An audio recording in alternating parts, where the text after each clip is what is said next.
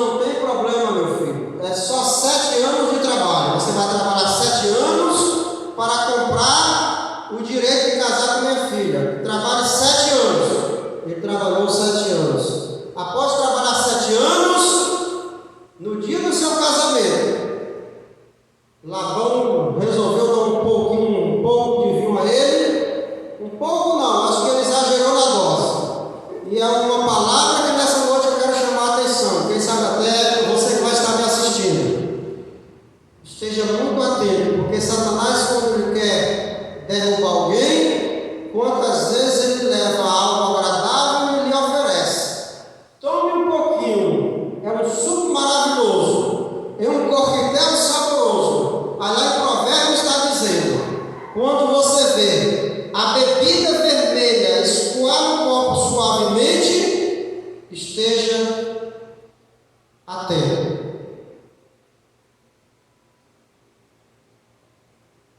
Aí a palavra nos diz, aí eu entendo, a forma sorrateira que o seu sogro resolveu.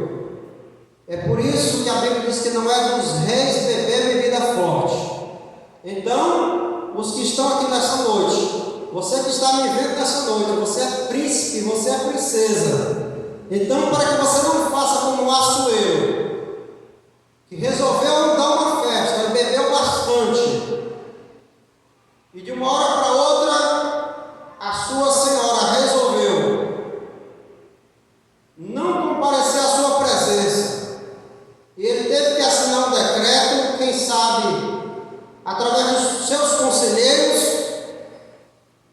Jacó casou com a irmã mais velha da sua escolhida, porque teve ou bebeu uma bebida misturada e dormiu quando acordou, estava a irmã.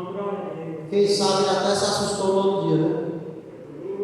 Mas quando ele acordou, que ele foi chamar o seu tio para conversar, ele disse: olha, não era natural o pai casar a filha mais nova. Então, por isso, se você quiser, é mais 7 anos. Trabalhou Jacó mais 7 anos. E toda vez que Jacó estava trabalhando, ele recebia salário. Quando ele começava a prosperar, o seu tio dizia: não, vamos dar seu salário. Quando ele estava prosperando, o seu tio chamava: não, vamos dar o salário. Que salário é esse? Quantas vezes ele era mudado de função, Jacó, Labão, seu tio, colocava o gado limpo, sem nenhuma marca. Mas se esse gado começasse a crescer, ele mudava de ideia. Não, esse negócio está errado. Esse gado aqui todo branquinho já não está certo. Agora você vai pegar um malhado e esse branquinho é meu. E ele ia mudando, quando chegou no final, Jacó resolveu, ouviu a voz de Deus. Deus falou com Jacó: Jacó, se prepara e sai. O cristão tem que entender e ouvir a voz de Deus. O cristão tem que saber quando Deus está falando com ele, quando está na hora dele parar ou quando está na hora dele começar. Então a Bíblia nos diz que a partir daí Jacó saiu, reuniu a sua família, pegou todo o seu gado, pegou todos os animais que lhe pertenciam, os seus salários, que eram esses animais que ele ia negociando, ia cuidando, e foi embora com a sua família. Mas agora eu vou encerrar, concluindo, para vermos o quanto Jacó, ele tinha compromisso. O quanto Jacó tinha compromisso em estar buscando a vontade do Senhor. A palavra de Deus nos diz que Jacó, ele saiu com a sua família. Louvado seja o nome do Senhor. Ele saiu com a sua família, mas quando chegou no meio do caminho, próximo dele se encontrar com o irmão dele, problema, ele se lembrou e temeu. O problema que ele tinha deixado no passado é um assunto que nós temos batido na tecla nesses últimos dias. A palavra de Deus nos diz: não deixe que o sol se pôr sobre a tua ira. Então, se você está com problema com o seu irmão, está com problema com alguém que precisa se consertar, se coloque diante de Deus. Apresente o seu melhor diante de Deus. E quem sabe, vá até ele, vá até ela. Se apresente de uma forma agradável. Mande-lhe uma lembrança. Mande-lhe algo que lhe elogie com a palavra de bênção. Porque quando Jacó viu que ele ia se encontrar com o seu irmão, ao invés de ele reforçar os soldados, reforçar e dizer: agora meu irmão vai ter que cair por terra porque eu estou chegando, a palavra de Deus nos diz que Jacó separou animais, separou o gado, separou das suas cabras, dos seus animais e mandou um grupo dos seus funcionários, dos seus trabalhadores na frente da sua família, separado em grupos, com os animais dele da parte, após esse grupo, para que se encontrasse com o seu irmão, e eles tinham que chegar para ele e dizer: o teu servo está enviando para o meu Senhor. Isso aqui é um presente do seu servo Jacó. Sendo aqui assim, a palavra nos diz que houve temor sobre a vida de Esaú, reconhecendo, porque se você for chegar para alguém que você teve um problema e bater o pé no chão e dizer: e daí, rapaz, o que está pegando? Porque eu não estou nem aí. É capaz de sair lasca de fogo, né? Mas se você, a palavra diz que a palavra branda acalma o furor. Então ele preparou o presente, mandou dizendo que o Jacó, já pensou se ele diz: o seu irmão que recebeu o direito de primogenitura está chegando? Né? Deus nos dá sabedoria, né, para conversar. O seu irmão que recebeu o direito de primogenitura está chegando aí, rapaz, se segure e até guerra. Mas ele disse: olha, o seu irmão, o seu servo mandou esse presente. Enquanto isso, a palavra nos diz que Jacó chegou no Vale de Jaboque. Ele desceu no vale planetinho, passou a noite, e naquela noite ele se colocou a buscar a face do Senhor. E mais uma vez o anjo foi ao encontro. Jacó tinha uma facilidade de Deus se revelar. E a palavra de Deus nos diz, segundo alguns estudos, que aquele anjo que apareceu naquele momento era um anjo diferenciado, era um anjo chefe, era um anjo que ele ia numa missão representando o próprio Jeová. Ele ia representando o próprio Deus, então ele era chamado o anjo do Senhor. Então aquele anjo estava pronto para resolver a situação. E quando chegou Jacó naquele lugar, que começou a invocar o nome do Senhor, a palavra nos diz que desceu o anjo. E aquele anjo pelejou a noite inteira com Jacó. E Jacó não abriu mão, não. Você quer lutar, eu vou agora brigar, eu quero agora resolver essa situação. Eu acredito que a briga de Jacó era dizendo: eu não aceito ser amaldiçoado. Eu não aceito esse nome de maldição. Eu não aceito mais ser Jacó. Por que de todo canto que eu chego as pessoas me veem como atribulado, como atrapalhado? E ele persistiu por toda a noite. E a Bíblia diz que quando começou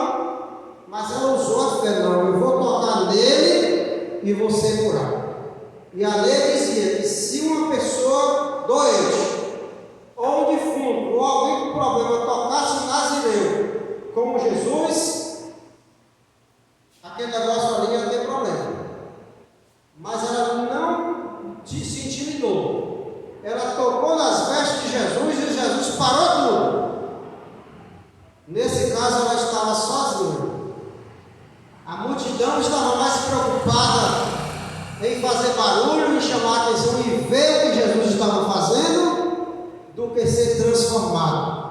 Mas aquela mulher sozinha naquele momento, quando lhe faltava recurso para ela ser curada, ela resolveu tocar nas vestes de Jesus, e Jesus falou: para aí, porque alguém me tocou. E os seus discípulos, quem sabe, autoavaliando, dizendo: quem te tocou? Como saber no meio de uma multidão quem nos tocou, se tem gente da direita, da esquerda, da frente, atrás, passando ou tocando, né?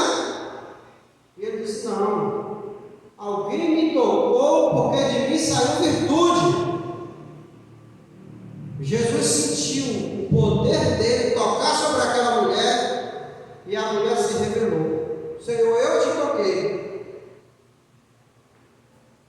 E o Senhor lhe disse: a tua fé te salvou. A tua fé te salvou.